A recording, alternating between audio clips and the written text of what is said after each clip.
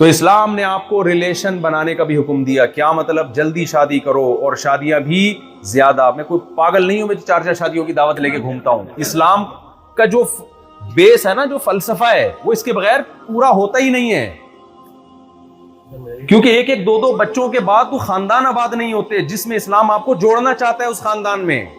ان کے ساتھ کیا ہوا ہے؟ 1-2 بچے کے خاندان ہی تو ختم ہو گئے. تو آپ کے ساتھ بھی یہ ہو جائے گا. چاہے کتنے تہجد گزار ہو، کتنے ہی نیک ہو، آپ کے خاندان کا بھی بیڑا غرق ہو جائے گا اگر دیر سے شادی کی اور ایک ہاتھ پہ نسل روکنے کی کوشش کی آپ نے. اس لیے اسلام کی تعلیمات اس بارے میں 2 اور 2 4 کی طرح واضح. نکاح بھی جلدی ہوگا اور نسل بھی کم نہیں کرنی. کیا کرنی ہے؟ تزوج الودود الولود. ایسی عورت سے نکاح کرو جو تمہیں کثرت سے اولاد دے.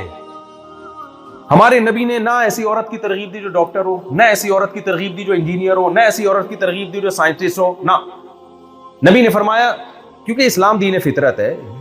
اسلام آپ دیکھو، آپ جب آپ بیمار ہوتے ہو تو سائنٹسٹ کے پاس جاتے ہو، ڈاکٹر کے پاس جاتے ہو. جو جس کام کے لیے اس کے پاس جاؤ گے نا. آپ نے نقشہ پاس کروانا ہے، سول انجینئر کے پاس جاؤ گے نا. کیا خیال ہے؟ آپ کہو نہیں، چونکہ میں خوبصورت کے پاس جاؤں گا، نقشہ میں نے پاس کروانا ہے تو یہ چونکہ دنیا کا حسین ترین انسان ہے، اس سے میں نقشہ پاس کرواؤں گا. تو لوگ بولیں گے پاگل ہے بھائی تو نے شکل کیا دیکھنی. تو بیوی کا جو بنیادی مقصد ہے، دنیا میں ہر مخلوق میں نر اور مادہ کے ملاپ کا بنیادی مقصد ہی نسل بڑھانا ہے. یہ کیسی کمبختی آئی ہوئی ہے کہ جانوروں میں ملاپ نسل بڑھانے کے لیے ہوتا ہے اور انسانوں میں ملاپ ہوتا ہے بیوی سے علاج کرانے کے لیے کہ ڈاکٹر سے شادی کروں گا یا اس سے پیسہ کماؤں گا میں ڈاکٹر. تو یہ نیچرل نہیں ہے. میں سمجھا پا رہا ہوں کہ نہیں سمجھا پا رہا؟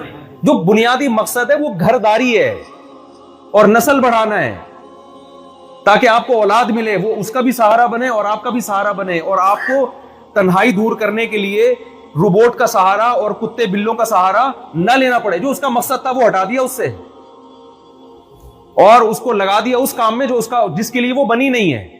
ڈاکٹر بننا بھی ٹھیک ہے، ضرورت بھی ہے سوسائٹی کی. میں نکاح کا مقصد بتا رہا ہوں کہ نکاح میں ان چیزوں کو فوکس کیوں کرتے ہو بھائی؟ تو آپ لوگ جتنے بھی ماڈرن ہو نا، شادی دیسی لڑکیوں سے کیا کرو اللہ کا واسطہ، یہ خدا کا واسطہ. یہ ماڈرنزم سے آپ متاثر مت تو بیڑا غرق ہو جائے گا. ہمارے پاس جتنی رپورٹیں ہیں نا آپ کے پاس نہیں ہوں گی.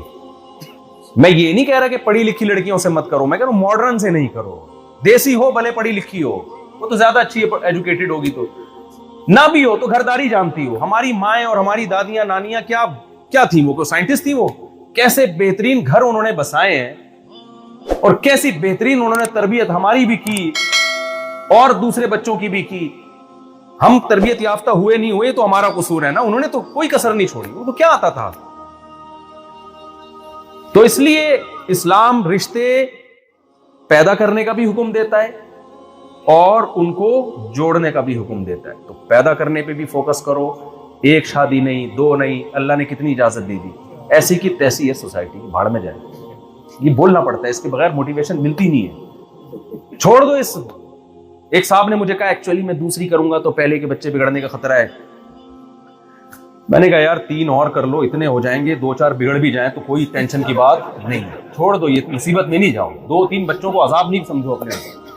بگڑتا انسان اپنی مرضی سے، کوئی نہیں بگاڑتا. انسان کا بچہ ہوگا سدھر جائے گا، نہیں ہوگا. تو نوح علیہ السلام اپنے بیٹے کو سنبھال سکے تھے کیا؟ ہے بھائی؟